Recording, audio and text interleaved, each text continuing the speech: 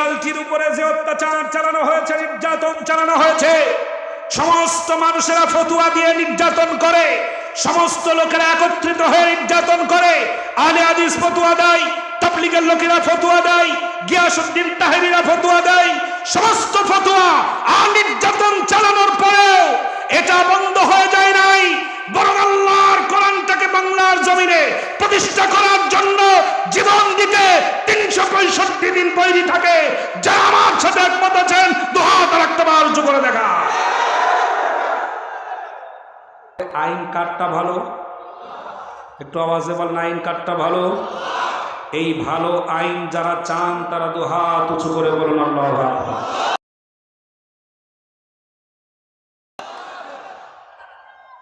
আইন চান? একটু জোরে আওয়াজে বলেন তো হ্যাঁ, আরো জোরে, আরো জোরে। আমার হাত নামান। আল্লাহর আইন যারা চান না তারা হাত তোলেন।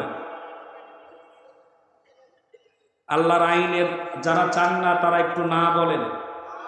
হ্যাঁ, যারা আল্লাহর আইন চান না তারা না বলেন। আমার মনে হয় হাজয় যুক্ত হয়েছে, হাজয় যুক্ত হয়েছে, হাজয় যুক্ত হয়েছে। অতএব আল্লাহর আইন চাওয়ার বিষয়টা আসহাবে সুফফা আজকের এই মাদ্রাসা কর্তৃক আয়োজিত মাহফিলে বেসরকারিভাবে পাশ করা হলো। আল্লাহ যেন কবুল করেন, বলেন আমিন। জোরে বলেন আমিন। প্রিয় ভাইরা, আল্লাহর আইন সমাজে যদি প্রতিষ্ঠিত হয়, মুসলিম সমাজ সহ সারা পৃথিবীর সকল মানুষই নিরাপদ থাকবে। সুবহানাল্লাহ।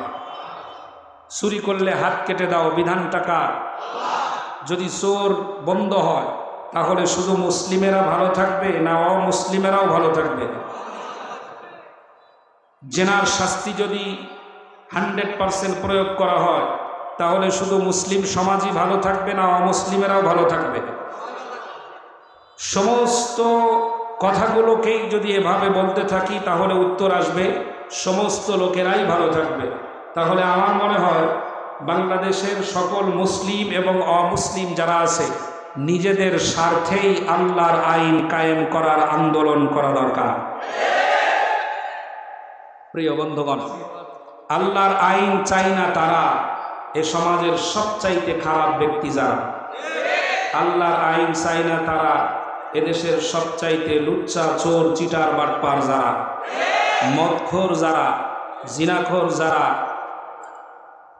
অর্থ আত্মসাৎ করতে পারে যারা, তারা আল্লাহর আইন চান না। কোরআনুল কারীম আল্লাহ পাক আমাদেরকে দিয়েছেন মহাগ্রন্থ। এ কোরআনুল কারীম আমাদের পথ দেখাবে। কোরআন থেকে আমরা কিছু নেওয়ার চেষ্টা করব ইনশাআল্লাহ। লক্ষ্য করুন, কোরআনুল কারীম এমন একটি কিতাব আল্লাহর পক্ষ থেকে নাজিল হওয়া, মুসলিমদের জন্য তথা গোটা বিশ্বের সকল মানুষের জন্য হেদায়েতের সর্বশেষ গ্রন্থ। আল্লাহর পক্ষ থেকে আর একটি বাণীও নতুন করে আর আসবে না, নাজিল হবে না। এটাই হলো শেষ কালামে রব্বানি, আখেরি কালাম, পবিত্র কোরআনুল কারীম। সুবহানাল্লাহ।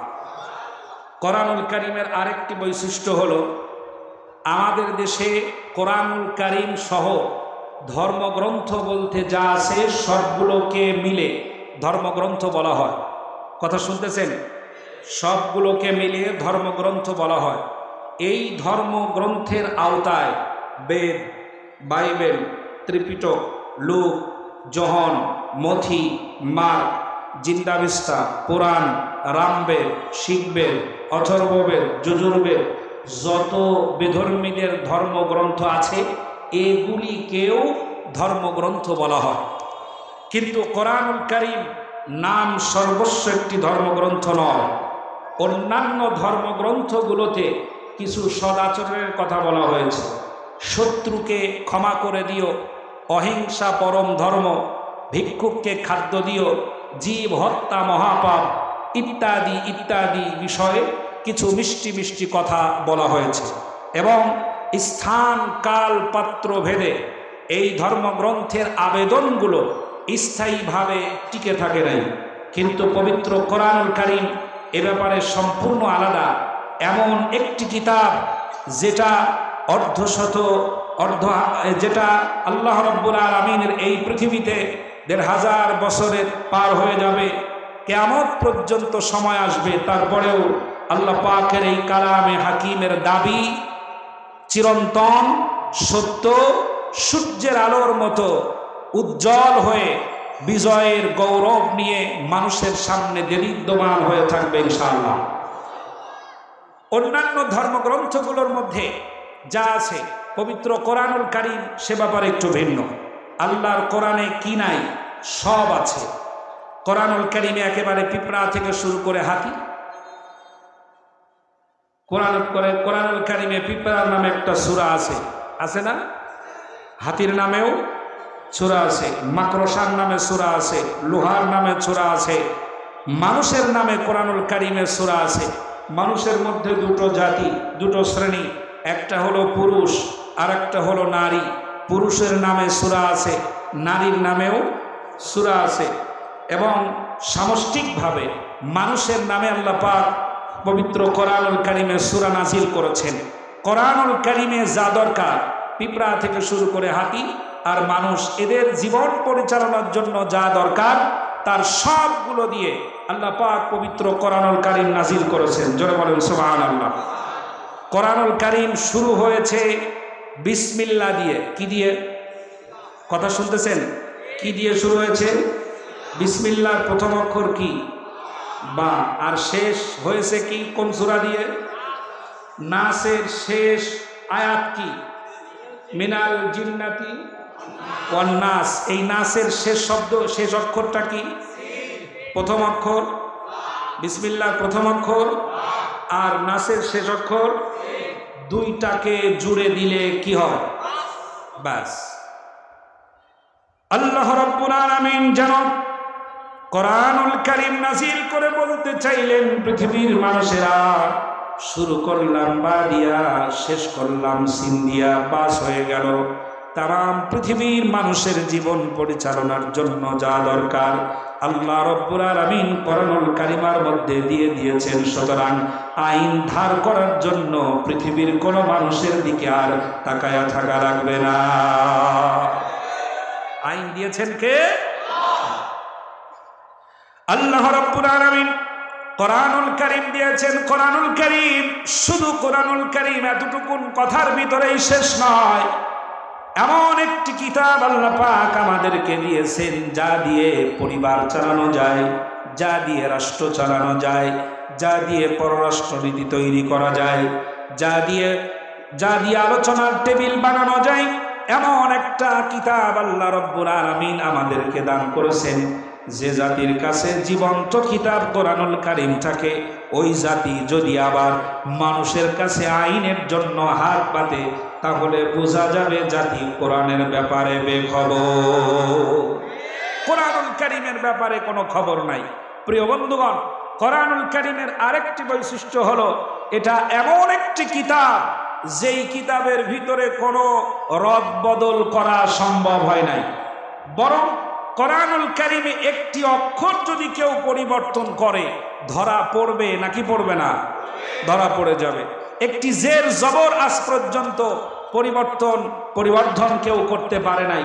কোরআনুল কারীম এমন একটি কিতাব, অন্যান্য ধর্মগ্রন্থগুলো মানুষের কাছে যা আছে, খ্রিস্টানদের কাছে যা আছে, বাইবেল, লুক, যোহন, মথি, এই সমস্ত কিতাবগুলোর ভিতরে তারা অপারেশন করেছে, বাড়িয়েছে, কমিয়েছে, সর্বনাশ করে দিয়েছে।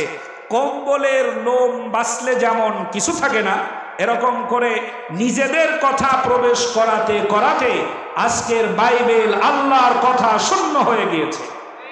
কিন্তু কোরআনুল কারীমের ব্যাপারে একেবারেই ব্যতিক্রম। আল্লাহর কোরআনের মধ্যে কেউ নতুন করে কোনো শব্দ প্রবেশ করাতে পারেনি এবং এখান থেকে একটি বাক্য কেউ বাদ দিতে পারেনি। ঠিক কিনা? বাদ দিতে পেরেছে? তবে হ্যাঁ, বাদ দেওয়ার ষড়যন্ত্র হয়েছে, হয় নাই তা নয়। কোরআনুল কারীমকে থেকে বাদ দেওয়ার ষড়যন্ত্র হয় নাই তা নয়।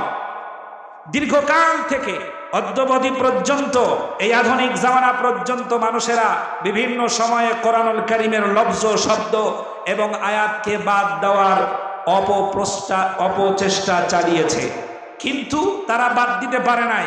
বরং ভারতের সেই 26টি আয়াতের বিরুদ্ধে মামলা করে কোরআন থেকে বাদ দিতে চেয়েছিল। আল্লাহ রাব্বুল আলামিন এমন অবস্থা করলেন, গোটা জাতির সামনে তাকে ল্যাংটা করে জানলেন। পরিষ্কার বুঝে নাও, আল্লাহর কোরআন স্থায়ী। আল্লাহর কোরআন মানুষের বানানো নয়, আল্লাহর কোরআন মানুষের তৈরি করা নয়। এখান থেকে কেউ বাদ দিতে পারবে না, এখানে কেউ প্রবেশ করাতে পারবে না।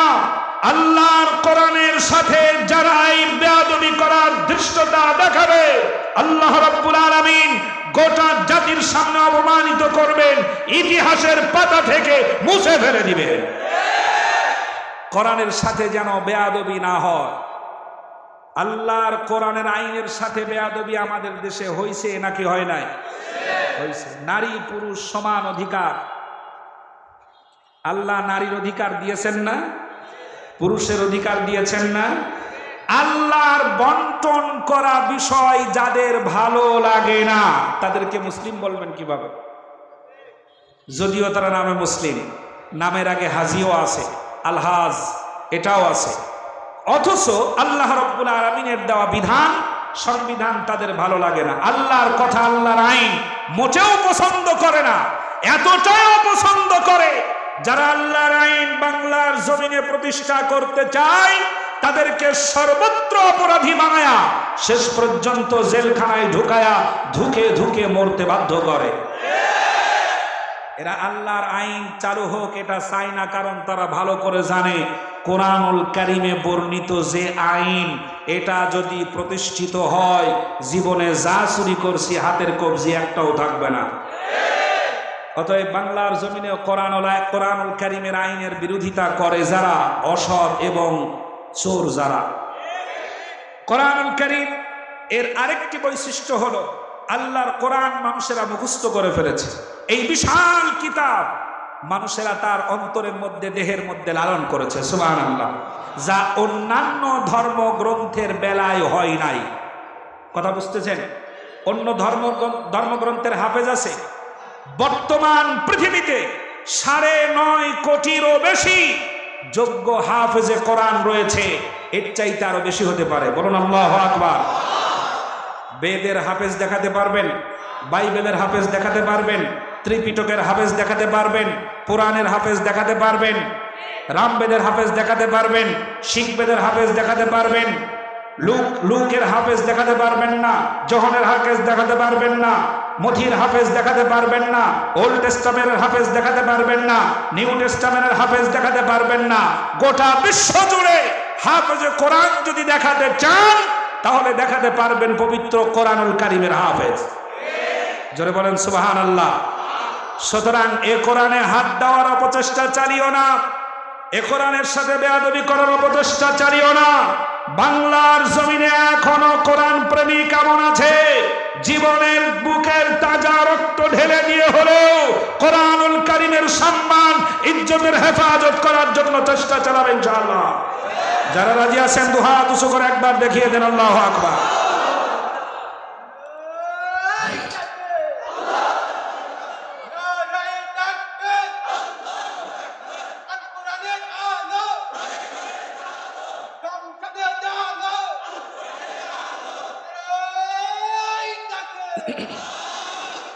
আলহামদুলিল্লাহ, কবুল করেন, বলেন আমিন।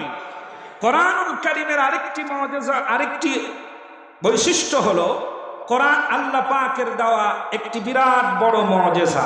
সুবহানাল্লাহ। কার মুআজিজা? আছেন না চলে গেছেন? এত তাড়াতাড়ি আওয়াজ কমালে হবে? আছেন তো? মুআজিজাটা কার? আল্লাহর। আল্লাহর মুআজিজা। লক্ষ্য করেন মুআজিজা কি? মুআজিজা হলো সেই জিনিস, সমকালীন প্রতিষ্ঠিত বড় শক্তিকে মানুষের স্বাভাবিক আচরণের বিপরীতে গিয়ে এই শক্তিটাকে দুর্বল করে দেওয়ার ক্ষমতা যেটা রাখে ওটাকে বলা হয় মুআজিজা। আর যেটা দিয়েছিলেন আল্লাহ পাক প্রত্যেক নবীকে কম বেশি। সুবহানাল্লাহ। কোরআনুল কারীম হলো এমন একটা মুআজিজা যেই মুআজিজা চিরন্তন। আল্লাহ পাক নবীদেরকে 3টি জিনিস দিয়েছেন। কথা শুনতেছেন? নবীদেরকে কয়টা জিনিস দিয়েছেন? তিনটা জিনিস স্পেশালি নবীদেরকে দিয়েছেন। এক নাম্বার হলো ওয়াহি, যা এসেছে আল্লাহর পক্ষ থেকে, সুবহানাল্লাহ। দুই নাম্বার হলো হুসনে খুলক, উত্তম চরিত্র। নবীদের চরিত্রের মধ্যে কোনো দাগ নাই। দাগ আছে? রসুলের চরিত্রের মধ্যে কোনো দাগ আছে? রসুলের আদর্শের মধ্যে কোনো ভুল আছে? দুর্ভাগ্য, এ জাতি নবীর আদর্শ মানতে না পারলেও বঙ্গবন্ধু আর জিয়ার আদর্শের পাগল হতে পারে। চরম দুর্ভাগ্য যে নবীর আদর্শের মধ্যে সামান্যতম কলম ধরার কোনো জায়গা থাকে না, সে রসুলের আদর্শ তাদের কাছে আজ ভালো লাগে না। ভালো লাগে কার্ল মার্কসের আদর্শ। কারণ ওরা এটা জানে, রসুলের আদর্শ যদি লালন করি তাহলে চিরতরে চুরির পথ বন্ধ হয়ে যাবে। রসুলের আদর্শ যদি লালন করি, বনের সম্পদ এখনই ফেরত দিতে হবে। রসুলের আদর্শ যদি লালন করি, ভাইয়ের সম্পদ এখনই ফেরত দিতে হবে, তা যদি 1000 কোটি টাকারও হয়। প্রিয় বন্ধুগণ, আল্লাহ পাকের পক্ষ থেকে নবীদেরকে তিনটা জিনিস দিয়েছে। এক নাম্বার হলো ওয়াহি, দুই নাম্বার হলো হুসনে খুলক, উত্তম চরিত্র, তিন নাম্বার হলো আল্লাহ রাব্বুল আলামিনের পক্ষ থেকে স্পেশাল একটা পাওয়ার, যেটাকে বলা হয় মুআজিজা। আল্লাহ রাব্বুল আলামিন দাউদ আলাইহিস সালামকে মুআজিজা দান করেছিলেন। দাউদ আলাইহিস সালাম যখন লোহাগুলো হাত দিয়া চেপে ধরতেন, এমন মুআজিজা আল্লাহ রাব্বুল আলামিন দিয়েছিলেন, হাত দিয়ে চেপে ধরার সাথে সাথে লোহাগুলো মোমের মতো গলে আঙ্গুলের ফাঁক দিয়ে বেরিয়ে যেত। মূসা আলাইহিস সালামকে আল্লাহ পাক মুআজিজা দিয়েছিলেন লাঠি। কি দিয়েছিলেন? লাঠি। আল্লাহ রাব্বুল আলামিন প্রশ্ন করলেন, ওয়ামা তিলকা বিয়ামিনিকা ইয়া মূসা, মূসা তোমার হাতে কি? মূসা আলাইহিস সালাম বললেন, ক্বালা হিয়া আসা, এটা হলো আমার লাঠি, এটা দিয়ে আমি পাতা পাড়ি, এটা দিয়ে আমি ছাগলের পাতা পেড়ে খাওয়াই, এটার মধ্যে তেল রাখি, ওই তেল মাথায় মাখি, এটা মাথার নিচে দিয়ে ঘুমাই। প্রমাণ করতে চাইলো আল্লাহ, এটা আমি সব শুধু লাঠি আর কিছু না। আল্লাহ রাব্বুল আলামিন এটাকে মুআজিজা বানিয়ে দিলেন। আল্লাহ পাক বললেন, লাঠি ফেলে দাও। লাঠি ফেলে দেওয়া হলো। হিয়া হাইয়াতুন তাসআ, আল্লাহ পাক লাঠিটাকে, শুকনা লাঠিকে জীবন্ত অজগর সাপ বানিয়ে দিলেন। মুআজিজাটা কার? কথা শুনতেছেন ভালো করে? মুআজিজাটা কার? ঈসা আলাইহিস সালামকে আল্লাহ পাক মুআজিজা দিয়েছিলেন। ঈসা নবী কোন জন্মান্ধ ব্যক্তির চোখে যদি হাত বুলাইয়া দিতেন, তাহলে সঙ্গে সঙ্গে তার চোখ দুটো ভালো হয়ে যেত। কোন ধবল রোগী অথবা শ্বেত রোগীর গায়ে যদি হাত বুলাইয়া দিতেন, মুহূর্তের ভিতরে তার চামড়া সুন্দর হয়ে যেত, ভালো হয়ে যেত। ঈসা আলাইহিস সালামকে আল্লাহ পাক আরো একটি মুআজিজা দান করেছিলেন। হযরতে ঈসা আলাইহিস সালামের হাতে আর একটা লাঠি ছিল, ওটা দিয়ে যদি কবরের উপরে একটা আঘাত করতেন আর মুর্দা ব্যক্তিকে দাঁড়িয়ে যেতে বলতেন, 1000 বছরের মরে যাওয়া মুর্দা ব্যক্তি ঈসা আলাইহিস সালামের সামনে জীবিত হয়ে যেত। জোরে বলেন সুবহানাল্লাহ। দাউদ আলাইহিস সালামকে আল্লাহ পাক মুআজিজা দান করেছিলেন। আরেকটি মুআজিজা দিয়েছিলেন, সুন্দর কণ্ঠ।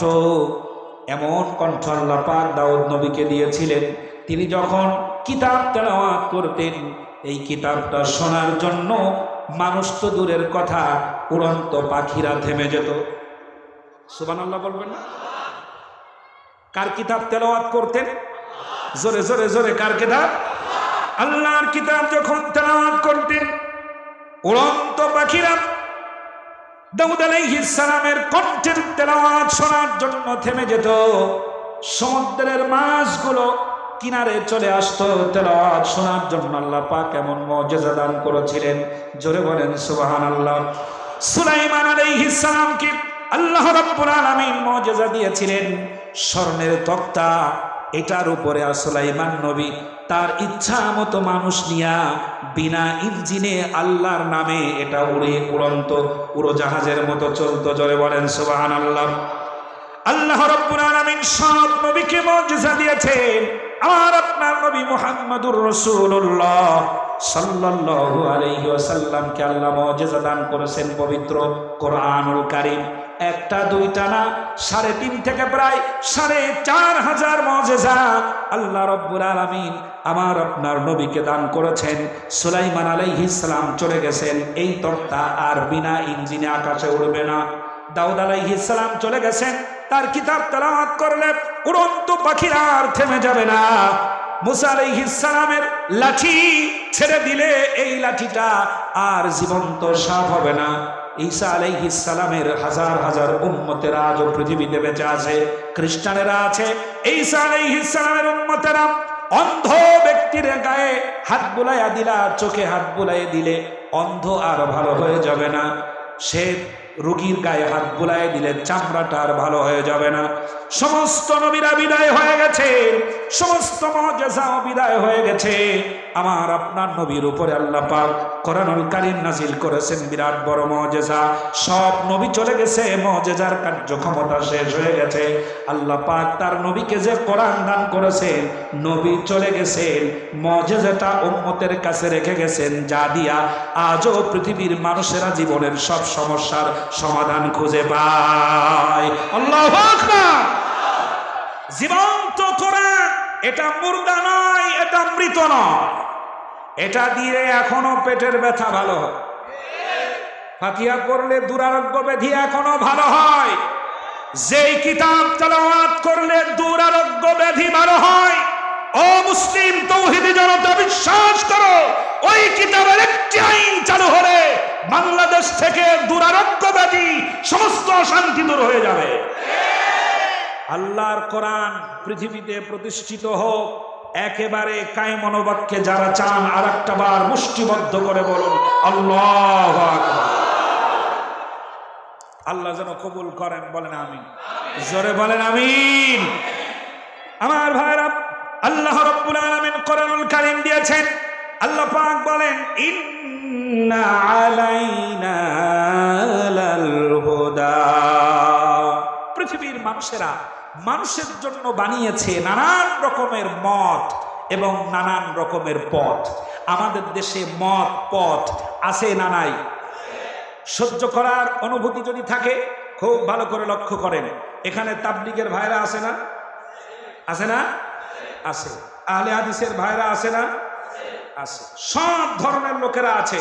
একটু ভালো করে লক্ষ্য করেন, সহ্য করার মতো একটু চেষ্টা করবেন ইনশাআল্লাহ। প্রিয় বন্ধুগণ, লক্ষ্য করুন, এই পৃথিবীর মানুষ তৈরি করেছে নানান রকমের মত এবং নানান রকমের পথ।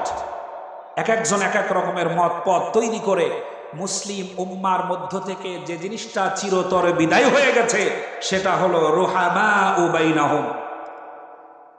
একজন আরেকজনের প্রতি যে ভালোবাসা ছিল, একজন আরেকজনের প্রতি যে সম্মান বোধ শ্রদ্ধা ছিল, তা কি আজ আছে নাকি চলে গেছে? একই মসজিদে নামাজ পড়ার পরেও, একই ইমামের পিছনে ইক্তেদা করার পরেও এক মুসল্লি আর এক মুসল্লির জন্য রুহামা হয় না, পশমি হয় না, নরম হয় না, এমন শক্ত হয় যেন আঘাত করলেই বিজয় হওয়া যায়। এমন অবস্থা মসজিদে হয় নাকি হয় না? একটু প্রিয় ভাইয়েরা লক্ষ্য করেন, আমাদের দেশে, আমি একটু চরম কথা লক্ষ্য করেন, আমাদের দেশে প্রধানত ইসলামটাকে প্রচার করা হয় 5টি ধাঁচে। কয় ধাঁচে প্রচার করা হয়? 5টি ধাঁচে। লক্ষ্য করেন, আমাদের দেশে প্রধানত ইসলামকে প্রচার করা হয় 5টি ধাঁচে। 1 নাম্বার হলো 5টি ধারায় প্রচার করা হয়। 1 নাম্বার হলো দেওবন্দি ধারা। কথা শুনতেছেন? 1 নাম্বার কি? কথা বলতে হবে। 1 নাম্বার কি ধারা? দেওবন্দি ধারা, বিরাট একটা ধারা। 2 নাম্বার হলো বেরেলভি, 3 নাম্বার হলো আহলে হাদিস, 4 নাম্বার হলো মুজাহিদ কমিটি বা জেএমবি জঙ্গি সংগঠন, 5 নাম্বার হলো বাংলাদেশ জামায়াতে ইসলামী। এই 5টা পথে, এই 5টি ধারায় ইসলামের কথা বলা হয় প্রধানত। আরো কিছু ধারা উপধারা আছে, ভালো করে খেয়াল করবেন, কথাগুলো হিসাবটা মিলাইয়া নেবেন। প্রিয় বন্ধুগণ, রুহামাউ বাইনাহুম, একজন আর একজনের জন্য যে ভালোবাসার চাদর বিছিয়ে দেওয়ার কথা ছিল, সেই ভালোবাসাটা আমরা আজ আর বিছাতে পারিনি। একজন মুসলমান আর একজন মুসলমানকে শত্রু বানিয়ে নিয়েছি সামান্য ছোট কিছু মাসলা মাসাইলকে সামনে রেখে। ওর টুপি ঠিক নাই, ওর প্যান্ট ঠিক নাই, ওর দাড়ি ঠিক নাই, ওর লুঙ্গি ঠিক নাই, ওর জামার হাতা ঠিক নাই, ওর জামার কলার ঠিক নাই, এই জাতীয় একেবারে হালকা পাতলা কিছু মাসালা নিয়ে একটা মুসলমান আর একটা মুসলমানের শত্রুতে পরিণত হয়েছে আজ। কথা বলেন ঠিক কিনা? অথচ আল্লাহ রাব্বুল আলামিন বলেন মুহাম্মাদুর রাসূলুল্লাহ ওয়াল্লাযীনা মাআহু আশিদ্দাউ আলাল কুফফারি রুহামাউ বাইনাহুম। জোরে বলেন আল্লাহু আকবার। কোরআনুল কারীমের ভিতরে আল্লাহ রাব্বুল আলামিন মুহাম্মদ শব্দটি 4 জায়গায় স্পষ্টত ব্যবহার করেছেন। এটা যেন একটা সিল মেরে দেওয়া, এটা যেন একটা সিগনেচার করে দেওয়া, এটা যেন একটা সই করে দেওয়া। আল্লাহ রাব্বুল আলামিন মুহাম্মদ নামটা ব্যবহার করে স্পষ্ট করে দিলেন, স্পেশাল ভাবে, আলাদা ভাবে। আমার বন্ধুর উম্মাত হলো তারা যারা কাফেরদের ব্যাপারে শক্ত, আর নিজেরা যখন নিজেদের সামনাসামনি হয়ে যায় একজন আর একজনের জন্য ভালোবাসার চাদর বিছিয়ে দেয়। জোরে বলেন সুবহানাল্লাহ। একজন আর একজনের জন্য ভালোবাসার চাদর বিছিয়ে দেবে, কাফেরদের জন্য এক হয়ে শক্ত হয়ে সীসা ঢালা প্রাচীরের মতো হয়ে ইসলামের জন্য তারা দাঁড়িয়ে যাবে। এটা কার কথা? জোরে বলেন কার কথা? আল্লাহর কথা। তা আমাদের মাঝে আজ নাই, খেয়াল করেন ভালো করে। তাহলে 5টি ধারায় আমাদের দেশে ইসলাম প্রচার করা হয়। 1 number Deobandi, 2 number Barelvi, 3 number আহলে হাদিস, 4 নাম্বার মুজাহিদ কমিটি যেটাকে জঙ্গি বলা হয়, 5 নাম্বার হলো বাংলাদেশ জামাত ইসলামী। খেয়াল করেন, দেওবন্দি ধারা তারা বলছে আমাদের চাইতে বড় সঠিক দল পৃথিবীতে আর কেউ নাই। আমার কথা এবার কানে লাগবে অনেকেরই, ভালো করে লক্ষ্য করেন, হজম করার মতো চেষ্টা যদি শক্তি থাকে তাহলে বোঝার চেষ্টা করবেন ভালো করে। তারা বলছে আমাদের চাইতে ভালো আর কেউ নাই। সরমনার পীর সাহেব বলছেন আমার দরবার হলো 100% হকের দরবার। উজানির পীর সাহেব তিনিও বলছেন আমার দরবার হলো 100% হকের দরবার। ঠিক না? এক একজন এক এক রকমের হক দাবি করছে, কিন্তু লক্ষ্য করেন হকের অবস্থাটা কি। এই দেওবন্দি ধারার ভিতরে তারা তাদের নিজেদের হকটাকে টিকিয়ে রাখতে দল উপদলে বিভক্ত হলো 12টা। কয়টা? 12টা। নিজেরা হক, কিন্তু নিজেদের ভিতরে দল হয়ে গেছে 12টা। 1 নাম্বার হলো তাবলিগ জামাত, 2 নাম্বার হলো তাবলিগ জামাত মাওলানা সাদ, 3 নাম্বার হলো তাবলিগ জামাত জুবায়ের। 2 গ্রুপের দ্বন্দ্ব আজও আছে না নাই? মারামারি আছে না নাই? এক দল আর এক দলকে মোটেও সহ্য করতে পারে না। 3 নাম্বার হলো আমি একটি বিশেষ কথা ভালো করে লক্ষ্য করেন, এরা ভাগ হলো কয়টা? 12টা। 1 নাম্বার হলো তাবলিগ জামাত, কয় গ্রুপ?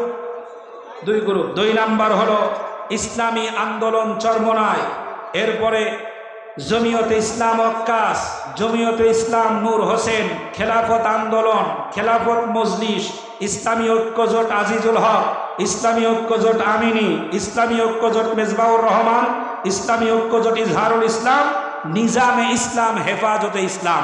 এই দলগুলো আছে না নাই? একই ধারার লোকেরা ভাগ হলো কয় দলে? কয় দলে? 12 দলে বিভক্ত হয়ে নিজেরা এমন গুতাগুতি। বন্ধুগণ, ইসলামের জন্য যিনি যতটুকু অবদান রাখবেন আল্লাহ রাব্বুল আলামিন এবং তার রাসূল তাকে সম্মান করা আমাদেরকে শিখিয়ে দিয়েছেন। সুবহানাল্লাহ। লক্ষ্য করেন, একটি কথা মাঝখানে বলে দিই, আল্লাহ রাসূল যখন দিনের দাওয়াত নিয়ে গেলেন তায়েফে, তায়েফবাসী কি গ্রহণ করেছে না পাথর মেরেছে? তায়েফবাসীরা গ্রহণ করেছে নাকি পাথর মেরেছে? পাথর মেরেছে। আল্লাহ রাসূল তায়েফ থেকে মক্কায় ঢোকার সময় নবীজিকে বাধা দেওয়া হয় এবং বলা হয় মুহাম্মদ পড়ুন সাল্লাল্লাহু আলাইহি ওয়াসাল্লাম সে যেন মক্কাতুল মুকাররমায় আর ঢুকতে না পারে।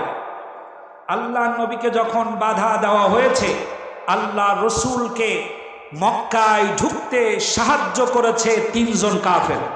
কয়জন? কথা শুনতেছেন? 3 জন কাফের সাহায্য করেছিল। আল্লাহ পাকের হাবিব পরবর্তীতে তাদের জন্য আইন ঘোষণা করে দিয়েছিলেন, ও আমার প্রিয় সাহাবীরা খবরদার, ওই 3 জন কাফের যদি তোমাদের সামনে কখনো পড়ে, তাদের উপরে তরবারি চালাবে না, তাদেরকে হত্যা করবে না, তাদেরকে বন্দি করে সম্মানের সাথে আমার সামনে নিয়ে আসবে, আমি কালিমার দাওয়াত দেব। সুবহানাল্লাহ বলেন। আজ এ মাহফিলকে কেন্দ্র করে আমাদের আমিনুল ভাই, তারা 2 ভাই সহ মাদ্রাসার পক্ষ থেকে এ মাহফিলকে কেন্দ্র করে যিনি যতটুকু প্রশাসনিক, স্থানীয়, আর্থিক সহযোগিতা যে যেভাবে করেছে, আল্লাহর কাছে তার সেই মর্যাদা গচ্ছিত থাকবে নাকি থাকবে না? আল্লাহ যেন কবুল করেন। জোরে বলেন আমিন, জোরে বলেন আমিন। আমি আমার কথাগুলোকে গুছিয়ে আনার চেষ্টা করছি, লক্ষ্য করেন প্রিয় ভাইরা। তাহলে এরা হলো কয় দল? 12 দল। এরপরে আমার দেশে আছে সুন্নি মাইজভান্ডারি মাজার পূজারি, আছে না নাই?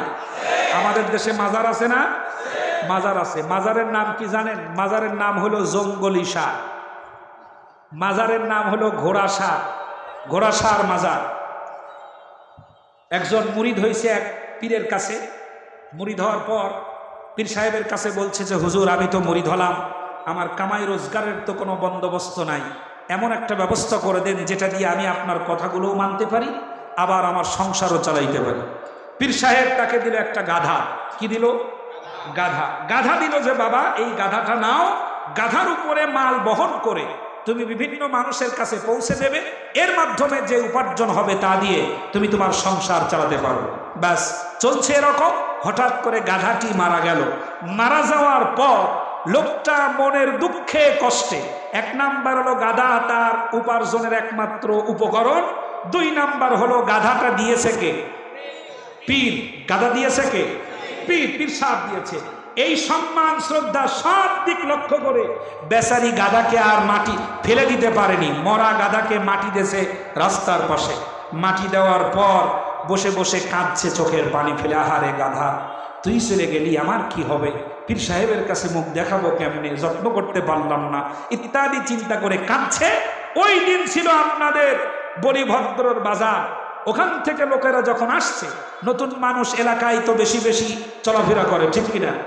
নতুন করে একজন মানুষ কবরের পাশে কাঁদছে দেখে সাহায্য করে গেল। কেউ দিল 2টো পেঁয়াজ, কেউ দিল 2টো মরিচ, কেউ দিল 2টো টাকা, এরকম করে কবরের পাশে রেখে চলে গেল। সন্ধ্যার সময় বেচারি কবরের কাছে এসে দেখে মাশাআল্লাহ, গাধা জীবিত থাকতেও খাওয়াইছে, মরে গিয়েও গাধার কেরামতি বন্ধ হয় নাই। ওখানে একটা লাল কাপড় টাপুর টানায়া মাজার তৈরি করে ফেললো। কিছু লোক জুটে গেল, ব্যবসায়িক মার্কা কিছু মানুষ, তাদেরকে নিয়ে একটি নামকরণ করলো মাজারের। কি নাম? মরছে কি? আপনারা আছেন না? চলে গেছে। মরছে কি? নামকরণ করলো গেদাসার মাজার। কি না? গেদাসার মাজার। গেদাসার মাজার বানালো। এই মাজারের সুনাম ধীর গতিতে ভাসতে ভাসতে চলে গেল পীর সাহেবের বাড়ি। পীর সাহেব চিন্তা করে, সর্বনাশ, মুরিদ হলো কালকে, ওর বাড়িতে এত বড় মাজার হলো কেন? এই খবর পাঠাও, আমি আমার মুরিদের বাড়িতে তাশরিফ আনবো। মুরিদের বাড়িতে পীর সাহেব আসলো। পীর সাহেবকে দেখে তো অস্থির হয়ে গেছে, কি জবাব দেবে? পীর সাহেবকে দেখার পরে মুরিদ অস্থির হয়ে গেছে। পীর সাহেব জিজ্ঞেস করছে, এই মাজার পেলি কোথা? তখন বলছে, হুজুর একটু ভিতরে চলেন। কয় না, যা বলার এখনই বল। কয় না হুজুর, ভিতরে চলেন, কথা আছে। ভিতরে নিয়ে গিয়ে পীর সাহেবের কাছে ক্ষমা চাচ্ছে আর বলছে, আসল ঘটনা হলো এই। বুঝতে পারছেন তো? আসল ঘটনা এই, গাধা মারা গেছিল, এইভাবে আমি মাজার বানাইছি। পীর সাহেব বলছে, বাবা নো টেনশন, নো ভর্তি, কোন চিন্তা করিস না। তোর বাড়িতে যে গাধার মাজার, আমার বাড়িতে ওই গাধার মায়ের মাজার। উল্টা পাল্টা মাজার আছে না নাই? এই মাজার পূজারী যারা মাজার পূজারী, তাদের অবস্থাটা দেখেন। তারা বলে আমরাই সঠিক। এরা তাদের সঠিক বিষয়টা ধরে রাখতে দল হলো 16টা। কয়টা? 16টা। আমি আস্তে করে নাম বলে দিই।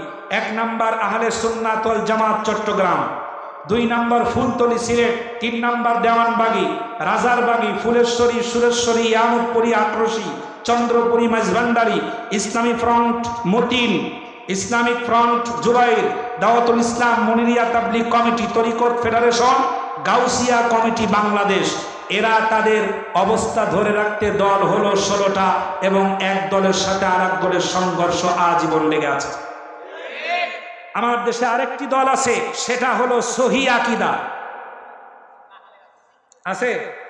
এই এলাকায় আছে সহি আকীদা। এদের অবস্থা দেখলে মনে হয় পৃথিবীর ভিতরে এদের চাইতে সহি আকীদা দুনিয়াতে আর কেউ নাই। আছে না নাই? এই সমস্ত শায়েখগুলো সহি আকীদার নামে ইসলামী আন্দোলনের শিকড় কেটে কাফের বেঈমান জালেম সরকারের হাতটাকে মজবুত করে দেন, হাতে নিয়ে কাজ করে। এরা এমন সহি আকীদার লোক, এরা তাদের সহি আকীদা ঠিক রাখতে এরাও দল ভাগ হলো 16টা। আজকের পরে আমি ডকুমেন্ট দিয়ে গেলাম, আজকের পরে সামনে কথা বললে বলবেন এত সহি যদি হও তাহলে দল বানাইলে কেন 16টা, যা এক দল আর এক দলকে সহ্য করতে পারে না। কথা বলে না, এক দল আর এক দলকে সহ্য করতে পারে না। কি কি দল বানিয়েছে লক্ষ্য করেন। আহলে হাদিসদের 1 নাম্বার হলো জমিয়তে আহলে হাদিস, আছে? আচ্ছা। 2 নাম্বার হলো গুরাবায়ে আহলে হাদিস। 3 নাম্বার হলো আহলে হাদিস আন্দোলন গালিব, আহলে হাদিস আন্দোলন আব্দুর রাজ্জাক বিন ইউসুফ, আহলে হাদিস আন্দোলন তাবলিগ ইসলাম, জমিয়তে সুবহানে আহলে হাদিস যুব সংঘ মুজাফফর বিন মহসিন, আহলে হাদিস মাদখালী, আহলে হাদিস আকরামুজ্জামান, অল ইন্ডিয়া আহলে হাদিস, আঞ্জুমানে আহলে হাদিস, বঙ্গ ও আসাম জমিয়তে আহলে হাদিস, ট্রু সালাফি আহলে হাদিস, কুতুবি সালাফি আহলে হাদিস, শুরুলি সালাফি আহলে হাদিস, জামিয়া আহলে হাদিস, কুরবা আহলে হাদিস। এরা দল বানালো 16টা। এ হচ্ছে সহি আকীদার অবস্থা। ওই হচ্ছে দেওবন্দীদের অবস্থা। এই হলো বেরলভীদের অবস্থা। এরপরে জেএমবি ফেরকা যেটা আছে, এটা তো ধ্বংসপ্রাপ্ত, ধ্বংস সময়ের ব্যবধানে হবে, এটাই স্বাভাবিক। এরা হলো 1 নাম্বার হলো জেএমবি গ্রুপ, ছিল না জেএমবি গ্রুপ? এরপরে ছিল আনসারুল্লাহ বাংলা টিম, নাম শুনছিলেন? আনসারুল্লাহ বাংলা টিম। এরপরে হেজবুত তাহরিক, হেজবুত তাওহীদ, হরকাতুল জিহাদ, আইএস, আল কায়দা।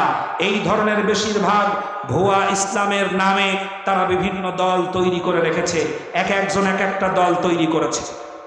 আর 5 নাম্বার যেই দলে ইসলামের কথাগুলো প্রচার করা হয় সেটার নাম বাংলাদেশ জামাত ইসলামী।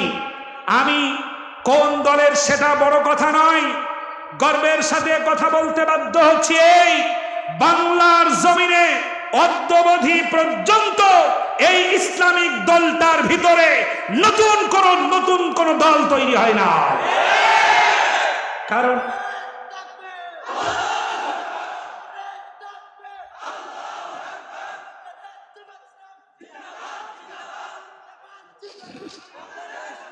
নতুন কোন দল তৈরি হয় নাই।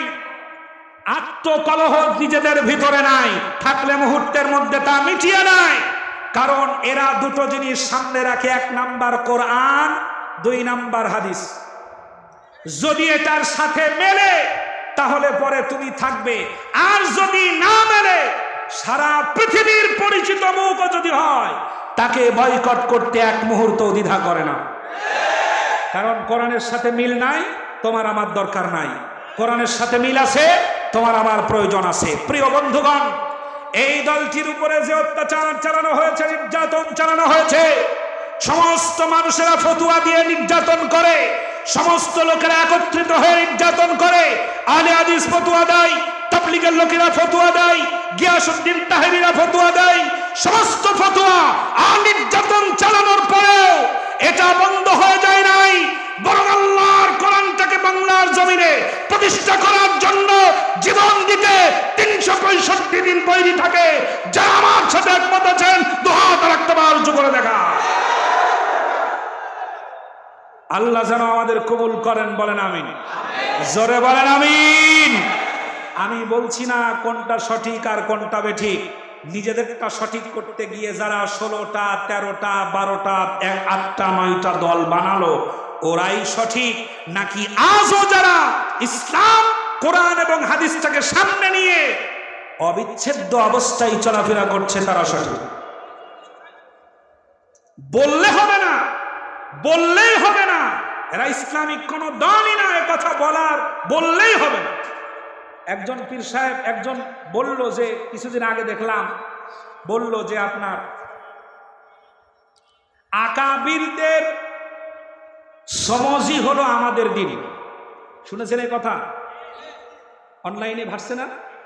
তারা বলছেন যে আকাবিরদের সমজি হলো আমাদের দিন। সমজ মানে বুঝ, উর্দু ভাষা। আকাবিরদের বুঝই হলো আমাদের দিন। আকাবিরদের বুঝের বাইরে আমাদের কোনো দিন নাই। নাউজুবিল্লাহ পড়ো, জোরে বলেন নাউজুবিল্লাহ। আল্লাহর কোরআনের বাইরে কোনো দিন নাই, আল্লাহ রসুলের হাদিসের বাইরে, সুন্নাহর বাইরে কোনো দিন নাই। পৃথিবীর যত মানুষ যত কথাই বলুক, কোরআন হাদিসের বিরুদ্ধে যদি যায় তা কি টিকে থাকবে? যদি জোরে বলেন, তা কি টিকে থাকবে? এই ব্যাপারে টিকে থাকবে না। আর টিকায় রাখতে গেলে যে বিপর্যয় তৈরি হবে